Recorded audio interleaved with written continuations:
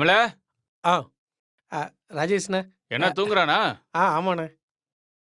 என்ன இது பார்க்க ஷவர்மா மாதிரி இருக்கு? நீர் இன்னும் வத்தல.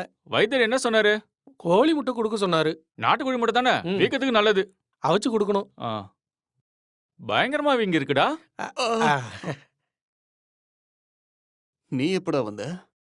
ஒரு ஆளு பார்க்க வரும்போது இப்படியாடா படுத்திருப்ப? ஏன் எந்திரிச்சு சிவப்பு கம்பளம் விரிச்சு வரவேற்கவா?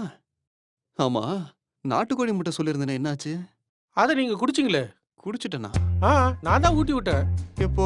நான் கொஞ்ச நேரத்துக்கு முன்னாடி ஊட்டி விட்டேன். நீங்க சாப்பிட்டு தானே தூங்குனீங்க. கோழி முட்டை? ஆ இப்ப அதுல என்ன சந்தேகம்? இதோ இந்த முட்டை ஓடு இருக்குல்ல, ஆ. இத நீங்க தான் சாப்பிட்டீங்க. இல்ல, இந்த முட்டை ஓடு ஷைனி கொண்டு வந்தது இத நீங்க குடிச்சீங்களா இல்லையா?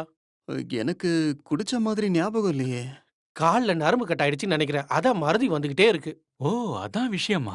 ஆமாமா. ஆமா, ஞாபகம் இல்ல. ஆ மரியாதை இங்க இருந்து போயிடு. இங்க பாருங்க. அண்ணே, நீங்க கூட பிறந்தவர் மாதிரி. உங்க சொந்த தம்பிண்ணே நானு. சரி, விடு விடு. ஆ அது சரி. 8வது மாடியில இருந்து விழுந்து இவ்வளவுதானே அடிபட்டது? டேய், 8வது இல்லடா, 4வது. நான் கேள்விப்பட்டது 8 தானே. இங்க பாருங்கண்ணே.